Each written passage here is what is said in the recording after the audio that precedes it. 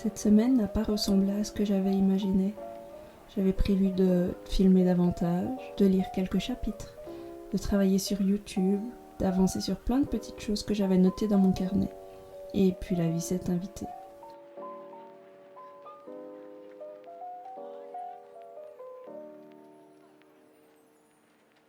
Les enfants étaient à la maison, il y a eu des rendez-vous chez le médecin, des courses de dernière minute, des journées qui se sont enchaînées sans vraiment me laisser le temps souffler.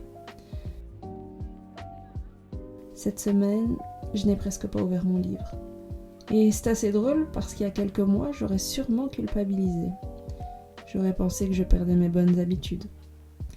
Que je n'étais plus cette version de moi qui prend le temps de lire chaque soir. Mais la vérité, c'est qu'une habitude ne disparaît pas parce qu'on la met en pause quelques jours. Elle nous attend simplement quand on est prête à la retrouver.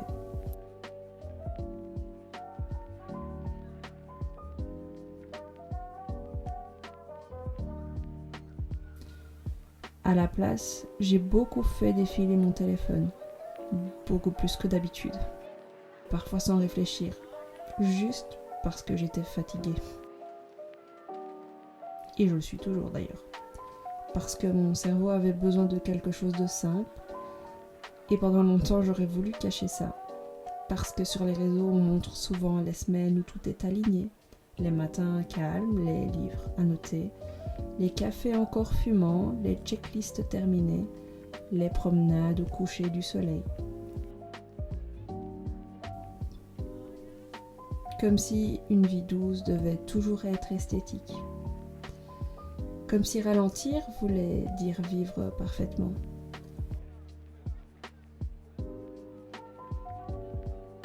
Mais je crois plus que ce soit ça. Je crois qu'une vie plus lente, ce n'est pas une vie parfaite.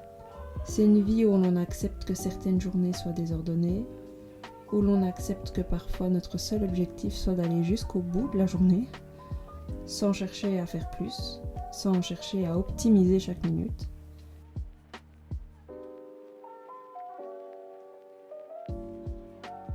J'ai passé plusieurs années à vouloir optimiser mon quotidien d'ailleurs. Trouver la meilleure méthode, le meilleur agenda, la meilleure routine du matin, le meilleur système d'organisation. Et je crois que ça m'a appris beaucoup de choses.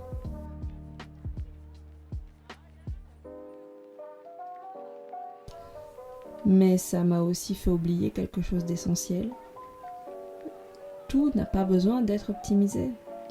Certaines choses méritent juste d'être vécues.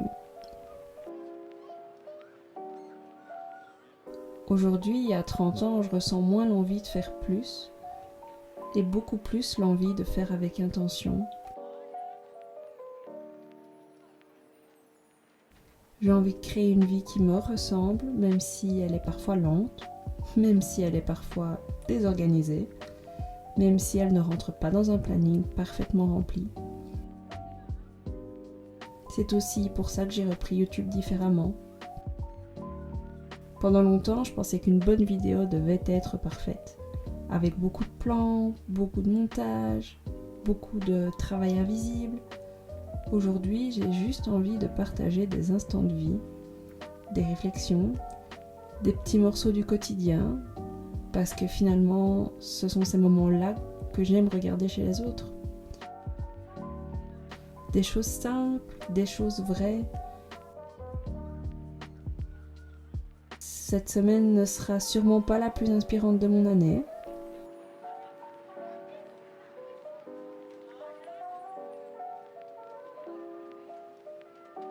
Je n'ai pas terminé de lire, j'ai pas eu de routine exemplaire, je n'ai pas coché toutes les cases, et pourtant...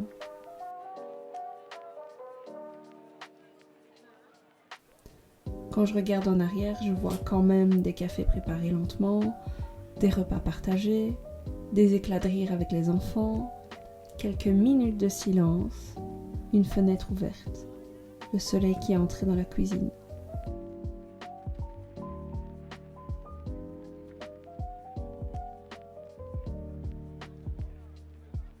Des moments tellement ordinaires qu'on oublie souvent de leur donner de l'importance. Peut-être que c'est ça le slow living. Pas vivre une vie digne de Pinterest, mais apprendre à remarquer ce qui est déjà là. À arrêter de croire qu'une belle semaine est une semaine où tout s'est passé comme prévu, parce que la vraie vie ne ressemble presque jamais à ce qu'on avait prévu.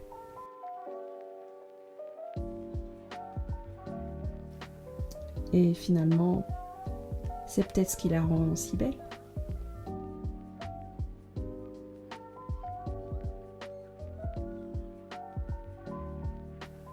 Si tu regardes cette vidéo en ayant l'impression que toi aussi, cette semaine, tu n'as pas fait tout ce que tu voulais, j'espère que tu te rappelleras d'une chose. Tu n'as pas besoin d'être productif pour mériter de te sentir bien. Tu n'as pas besoin de transformer chaque journée en réussite. Tu as le droit d'avoir des semaines plus lentes, des semaines plus brouillonnes, des semaines où tu scrolles un peu trop, des semaines où tu lis un peu moins. Elles ne définissent pas qui tu es. Elles font simplement partie du chemin. Et peut-être que la semaine prochaine, j'ouvrirai à nouveau mon livre. Ou peut-être pas.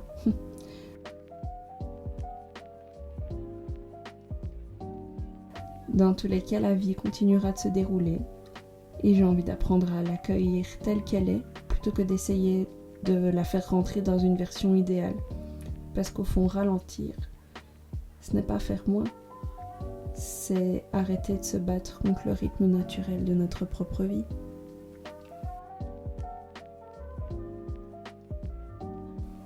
Et voilà qu'on touche à la fin de cette vidéo et j'espère qu'elle t'a plu. Si c'est le cas, n'hésite pas à t'abonner, à me mettre un petit like et je manifeste pour que en commentaire tu me dises que tu es passé par ici et que la vidéo t'aura peut-être apporté un petit quelque chose, et ce petit quelque chose, même si une personne seulement ne l'a, eh bien j'aurais tout gagné. Sur ce, moi je te fais de gros bisous et je te dis à la semaine prochaine dans une nouvelle vidéo. Salut!